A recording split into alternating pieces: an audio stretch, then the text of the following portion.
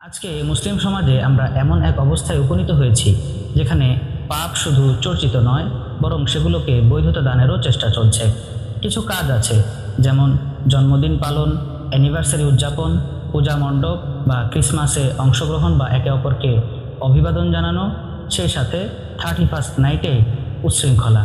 এই কাজগুলো ইসলামী দৃষ্টিকোণ থেকে কখনোই অনুমোদিত নয়, অথচ অনেকে সামাজিকতা বা আধুনিকতার নামে এগুলোকে বৈধ প্রমাণ করার চেষ্টা করছে।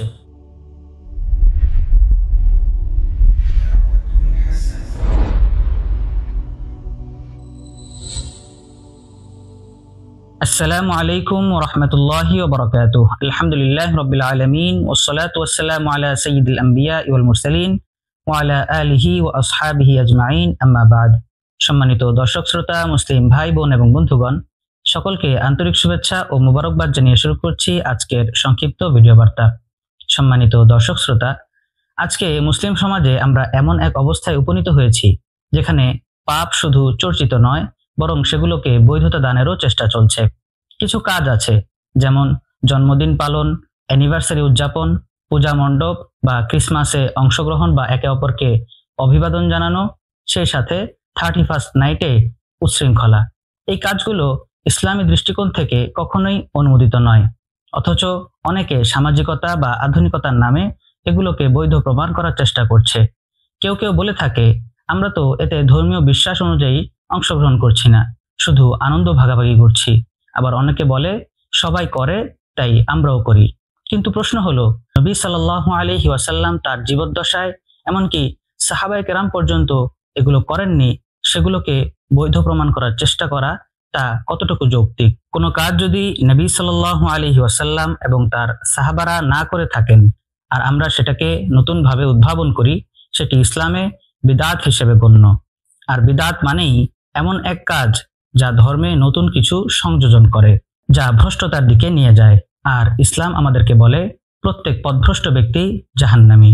রাসূলুল্লাহ সাল্লাল্লাহু আলাইহি ওয়াসাল্লাম বিদআত সংক্রান্ত হাদিসে বলেন, মান আহদাসা ফি আমরিনা হাযা মা লাইসা মিনহু ফাহুয়া রাদ্দুন। অর্থাৎ, কোনো ব্যক্তি যদি আমাদের দ্বীনের মধ্যে এমন নতুন কিছু উদ্ভাবন করে যা তার অংশ নয়, সেগুলো প্রত্যাখ্যাত।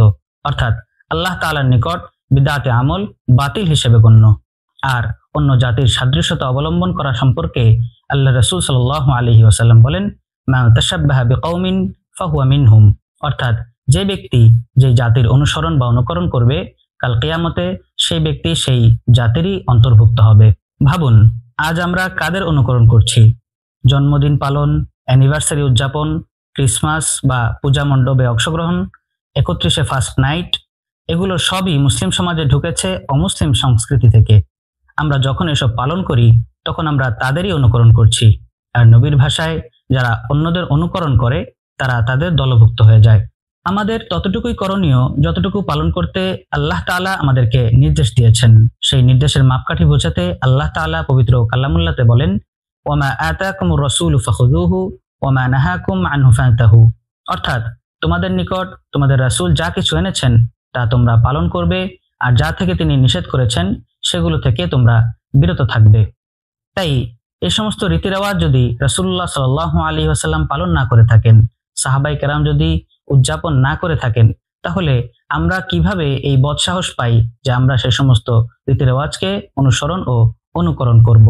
দুঃখজনক বাস্তবতা হলো, আমরা শুধু পাপ করছি না, বরং সেগুলোকে সাজিয়ে তুলছি। কেউ কেউ বলে থাকি, জন্মদিন উদযাপন করলে শিশুরা খুশি হয়, অ্যানিভার্সারি পালন করলে স্বামী স্ত্রীর মাঝে ভালোবাসা বৃদ্ধি পায়, এবং সেই সাথে আরো বলে থাকি, পূজা মণ্ডপ বা ক্রিসমাসে যদি একে অপরকে কৃতজ্ঞতা জানাই, তাহলে পারস্পরিক আন্তরিকতা বৃদ্ধি পায়। কিন্তু প্রিয় ভাই ও বোনেরা, আল্লাহর সন্তুষ্টি ছাড়া কোনো আন্তরিকতাই গ্রহণযোগ্য নয়।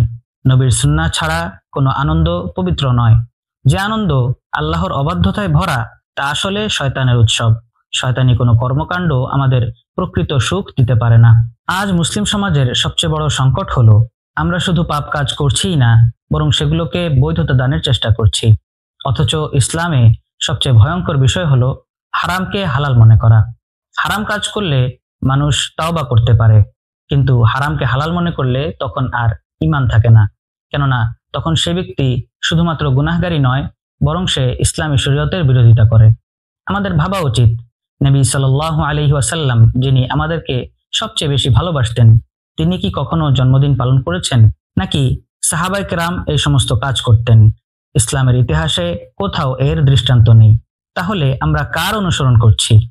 কাকে সন্তুষ্ট করছি? আল্লাহকে না সমাজকে? আমাদের মনে রাখতে হবে, ইসলাম আমাদের আত্মপরিচয়, আমাদের চেতনা, আমাদের শ্রদ্ধার প্রতীক। অন্য জাতির অনুকরণ করে কেউ কখনো মহৎ হতে পারে না। আল্লাহ তাআলার কাছে মহৎ সেই ব্যক্তি যে তার বিধানকে সম্মান করতে জানে। আজ আমাদের দরকার শুধুমাত্র একটু সৎসাহস। সমাজের চাপে নয়, আল্লাহর সন্তুষ্টির আশায় এসব রীতি রেওয়াজকে না বলতে শেখা। যে কাজের মধ্যে আল্লাহ ও রাসূলের অনুমোদন নেই সেটিকে বৈধ বলার চেষ্টাই ইসলামের বিরুদ্ধে এক ভয়ঙ্কর বিদ্রোহ। এটি কেবলমাত্র একটি ভুল নয়, বরং ঈমানের সীমারেখার উপর দাঁড়ানো এক বিপজ্জনক অবস্থান। তাই আসুন আমরা নিজেরা এ সমস্ত রীতি পরিহার করি, পরিবারকে বাঁচাই, সমাজকে শুদ্ধ করি, যেন আল্লাহ তাআলার দরবারে উপস্থিত হয়ে বলতে পারি যে আমরা চেষ্টা করেছি তার বিধানকে সম্মান জানাতে, সমাজের চাপে নয় বরং ঈমানের আলোয় বাঁচতে। ওয়াফাকানাল্লাহু তাআলা। ওয়াসসালামু আলাইকুম ওয়া রাহমাতুল্লাহি ওয়া বারাকাতুহু।